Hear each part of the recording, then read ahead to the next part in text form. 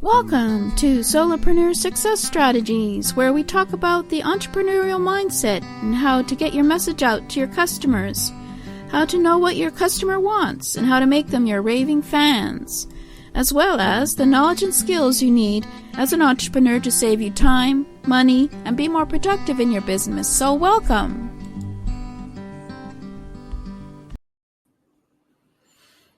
Welcome. This is Jane Gardner, and welcome to Solopreneur Success Strategies here at jane-gardner.com/SSS. You can go have a look there for the recording if you're not on live with me today. So welcome. Hi, this is Jane, and it's World Domination Wednesday today, which is all about your customer. So yes, we already have looked at who is your customer, and you've already had a look at defining who your customer profile is. And now we're getting on to giving your customer what they want. After we defined what your customer wanted by looking at who your customer is, now we want to give them what they want by making a sale. So this is going to be the harder part here, but we're going to go through it and start from the beginning. I'm Jane Gardner. I work with my husband for 20 years in a structural engineering firm, and we live over in Western Canada. And I did these presentation trainings. For Monday is Mindset Monday. Tuesday is Get Your Message Out, which is about branding. Wednesday is about the customer at World Domination Wednesday. Thursday is all about getting the knowledge and skills you need to be an entrepreneur on Jack or Jill of all trades Thursday. Friday is Freebie Friday, where we talk about free software. Saturday is System Saturday, where we talk about some of the systems you can put in your business so that you have more time to grow your business or even spend some free time. Sunday is Strategy Sunday, which is all about your business strategy and how it changes over time. So today we're talking about your customer, and we're going to be talking about defining what your customer wants. So we went over that for the last 4 weeks, defining how you can research what you customer may want from you, but more importantly, who they are, and so that you can give them the solution that they want. And then now we're going to be talking about making a sale, about giving your customer what they want. After that, it's keeping your customers and then keep growing your business with having more customers as your own customers make themselves your raving fans and talk to everybody else about your service and custom and solutions. So today we're going to be talking about who are your customers. We've already talked about, but your customers are those who want your solution to their problems, or they want your solution to fulfill their desire. There is 3.4 billion internet users online today, and for those of you who have an online business, I'm sure once you define your ideal customer profile, you'll be able to find your ideal customer and give them their solution after you have figured out the messaging in order for them to understand who you are. So we looked at for the last 4 weeks some of the research that you can do to define your ideal customer for your product or service. We can look at your demographics. We can look at the geographics of an audience. We can even look at the psychographics, cultural information about an audience. We can go into media and find out more about your audience, whether it's on social media or magazines or government research or white papers. And then on the last day, we looked at the purchasing behavior of your customers and some of the places like Facebook where you can go and have a look for them and see what they're spending their money on. And so you can decide how you can also attract them to your solution by finding out what they purchase. So you can see some of those episodes at jgtips.com/YouTube. I have a playlist called Solopreneur Success Strategies, and all of my shows are in that playlist. So you can just go back and have a look at the previous episodes on finding your ideal customer by looking at the research that you can find about them. So as I mentioned, your customers are those who want your solution, or they want to be able to fulfill their desire. Or if it's a problem, well, it's all about the problem as well. But today we're going to be looking at, before we decide how we're going to actually sell to your customer, we're going to look at first, how do you design an ideal customer experience? Now, if you've been on my Get Your Message Out Tuesday, we've been talking about you and your brand, and how your brand is being defined by who your customers are and what your solutions are. And one of the things that you need to be able to do is get an ideal customer experience where they experience your brand, which means they're experiencing you and your messaging.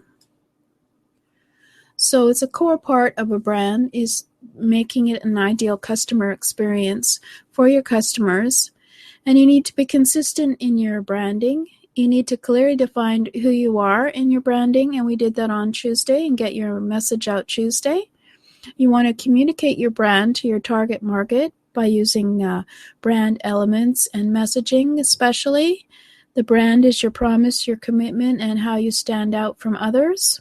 And you have to make every part of the customer experience consistent. It's all about consistency. So it's always good to figure out your brand and your customer experience before you actually create your brand messaging.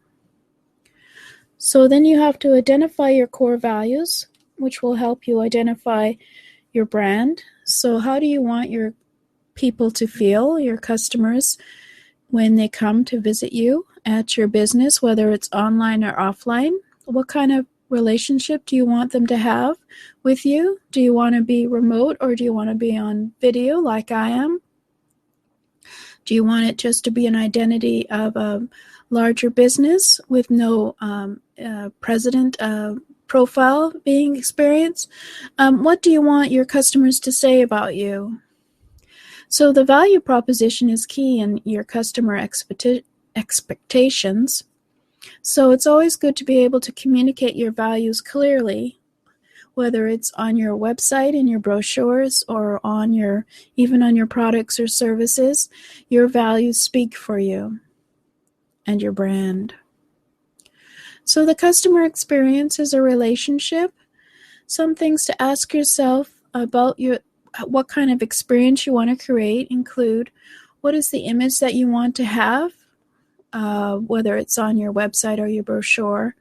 What is the emotions you want to spark when you're on your website or your brochures or your information, or when you're out in public? What is the culture of your company? And do you make your mission and your vision and your values clear to people who visit your website and your company? And what is your company's personality going to be in terms of what speaks to your customer? For example, Apple is one company that has a real personality, and it makes it clear what its personality is. And do you want to have as clear personality for your business? The more you personalize the experience and make it a relationship, the easier it is to make it an ideal experience for the customer. So also, some of the small factors that may contribute to your brand image include your graphics, whether it's on your packaging or on your website. And it's the company culture and the appearance of your employees who represent you, whether it's on the website or in real life, at conventions, etc. So you have to remember all of this in terms of your customer experience. If your employees are rude to a customer, then you're going to be losing a few customers. So you have to be sure that you know what you want your customers to experience when they connect with you for the first time and for the next time, for each time. So some specific things that could make you unique are the unique traits that why your customers chose you over your competitors. So what's the specifics about you that make you unique in your business? This is something called your unique value proposition, which you have to work on, obviously, by looking at your competitors as well as what your customers might be interested in terms of defining what your uniqueness might be. And this is what we discussed on Get Your Message Out Tuesday about differentiating from your competitors and making yourself unique. So, of course, besides working that on yourself, you can always ask your customers directly what makes you unique.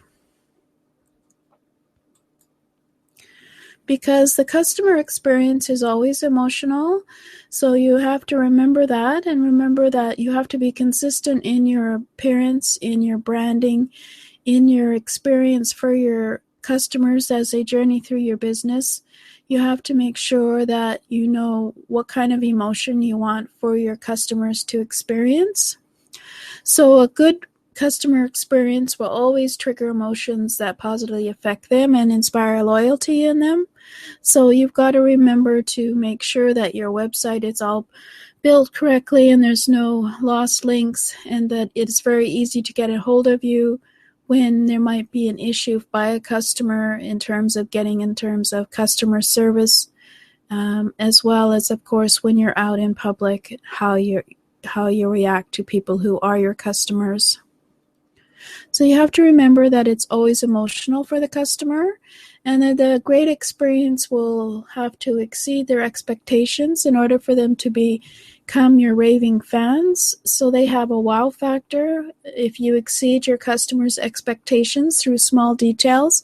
So if you make it easier for them to buy something, for example, on their website, or find something, or you communicate with them on a regular basis, and you're giving them a few discounts because they are loyal customers, these kind of things will delight your customers and anticipate their desire to actually experience more of you as a business in terms of purchasing more from you. So that is also another very simple thing you might want to consider, is how will you be able to have different products for your customer to continue to buy from you again and again.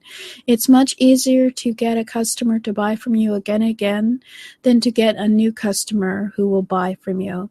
The first time a customer buys from you, it is supposed to be the best, easiest experience for them. They will become more of a raving fan by coming back and buying from you again and again, if you have opportunities for them to buy from you again. So this is some of the things that you have to think about before you even consider putting something up for sale. How do you make the experience easy for your new prospect to come in and communicate with them, and even maybe have some preliminary free offers or coupons or discounts for them so that they can purchase at a future date and become into a deeper relationship with you. So these are some of the things that you have to think about before you even design a website or a sales page. But as you know, I have an offer for finding out what your ideal customer profile is. It's a 6-day intensive to define your ideal customer. It's in late July of 2016. So we'll say July 20th. Shall we make it a random date here? I'll put it up on the website. Basically, it's looking at your business deeper on how it's going to solve your ideal customer needs or problems. Then we'll go into defining your ideal customer profile in much deeper terms, in terms of your demographics, geographics, psychographics, the research sources that you can use in order to define your customer. And then how do you use that research to craft your message to your ideal customer? And then after that, of course, how to measure the success of your messaging in terms of your customers, whether it's out in the social media or in your website. So if you would be interested in looking at this 6-day intensive, it's at jgtips.com/customer profile. That's CUSTOMER PROFILE. And so this is just some of the things that we've been discussing about what are some of the things you have to start to think about as to how to make it a very easy ideal experience for your customer to come to your website or come to your business, whether it's brick and mortar or whether it's online, in order to communicate and connect with you. So next week we'll be looking at selling and some of the ways to make it easy for your customer to come and buy something from you. That would always be good. And then after that, we'll be looking at the psychology of buying and some of the ways that I can help you figure out how to make a sale more successfully. So this is Jane Gardner, and I'd like to thank you for listening to World Domination Wednesday, and I'll see you next week. Please go and check out the website at jane-gardner.com or jgtips.com / what was it we're going to do? I forget now. Oh, it's WDW. World Domination Wednesday is the website for the video. If you'd like to look over these questions again, so that's http jgtips.com /WDW, which of course stands for World Domination Wednesday, because of course for our customers we want them to be our raving fans and be our customers and come and buy from us again and again. So I do have another well, anyway, we won't talk about that at the other course setting up on how to make people your raving fans. But anyway, so this is Jane Gardner at World Domination Wednesday, and thank you for listening.